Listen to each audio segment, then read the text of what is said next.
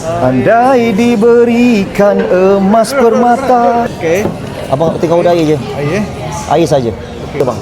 Semua masyarakat yang menonton siaran TikTok ataupun Instagram ataupun apa saja yang sedang menyaksikan Abang Lobster, saya ingin mengucapkan selamat berpuasa sepanjang bulan Ramadan.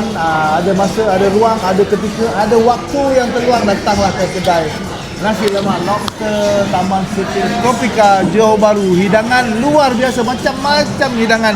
Ada banyak lah. Ada banyak lah bang. Saya punya ni ada ketam. Tapi saya punya ketam semua mega bang. Tak tahan.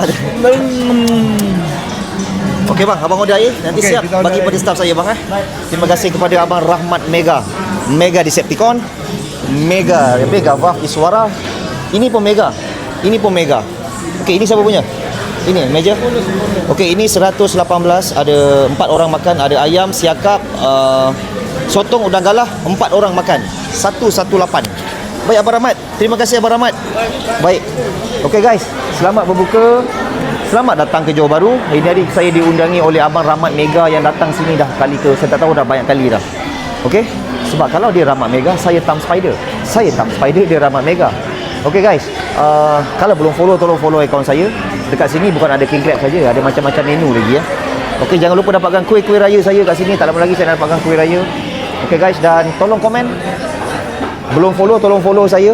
Dan tolong komen salah ke tidak seumur hidup sekali makan Alaska king crab. Kalau salah komen salah, kalau tak salah komen tak salah. Alaska king crab.